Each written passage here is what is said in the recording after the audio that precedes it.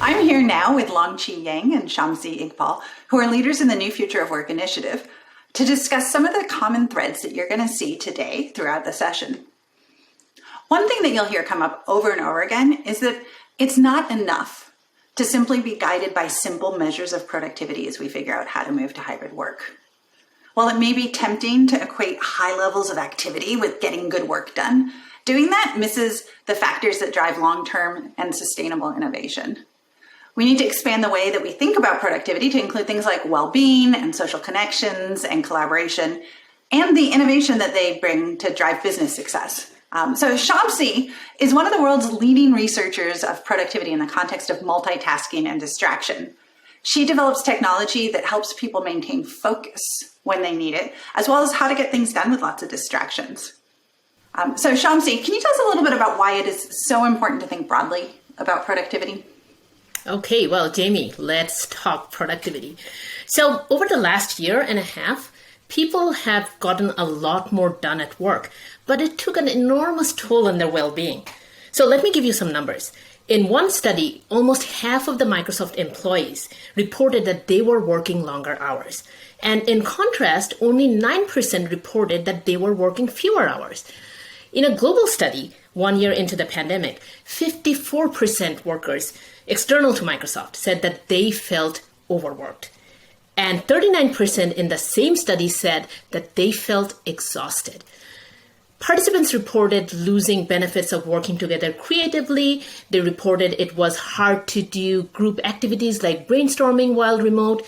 And these learnings from the pandemic can't be ignored as we prepare for hybrid work in the long term. Absolutely. So can you tell us a little bit more about what we're going to see in today's track related to well-being? So Jaime, focusing was a big challenge during the pandemic. And this was not only because people's days became more fragmented as they were getting interrupted all the time, but also people found it really difficult to be able to focus on a single topic for long. So having learned from this, what we decided that we wanted to present these small micro presentations of well-being research in addition to all the exciting research that will be presented throughout the day. So you'll hear about all sorts of research-backed ways to help ease the transition as many of us adjust to a new model of work.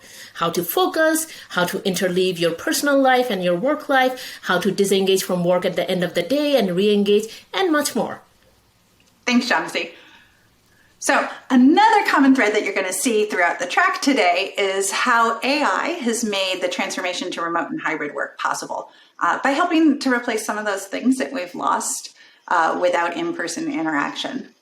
The digital transformation that COVID accelerated has basically created more data for AI systems to learn from and more places for AI technology to be surfaced.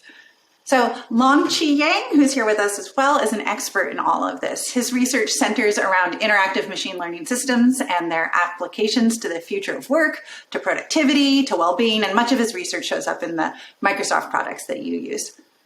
So Longqi, can you tell us a little bit more about the ways that AI can make remote or hybrid work better?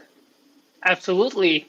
So a significant way that AI actually improves remote and hybrid work experience is really by transforming the tools that people use to stay productive and connected in a new work environment.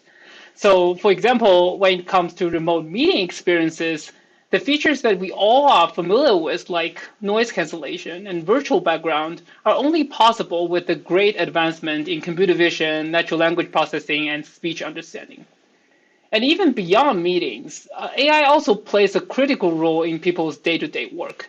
For instance, it can help to bring up relevant workplace content at the right time through the advanced recommendation engine and suggest focus time that help people to get things done. And in the longer term, people are going to learn and grow with AI, for example, becoming a better presenter with the PowerPoint coach.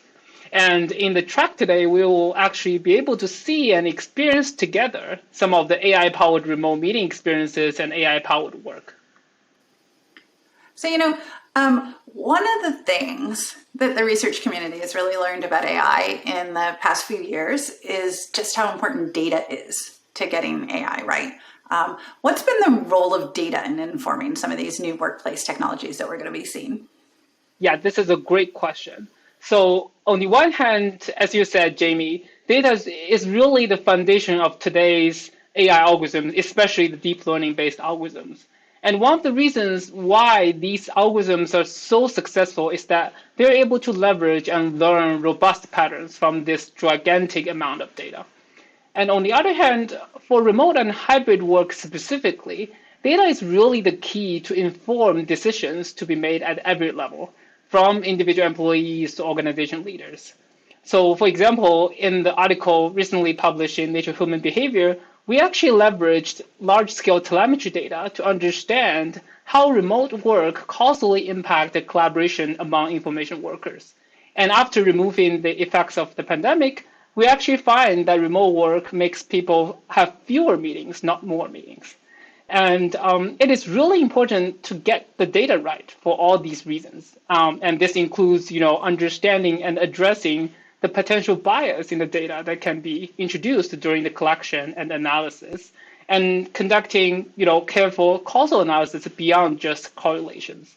And today in this track, we'll see some really cool research from all these researchers that coming out of the great data sets that we have. Thanks, Longqi. And thanks, Shamsi, both of you, for providing this important context as we make our way through the New Future of Work track. And now let's get started with our first session.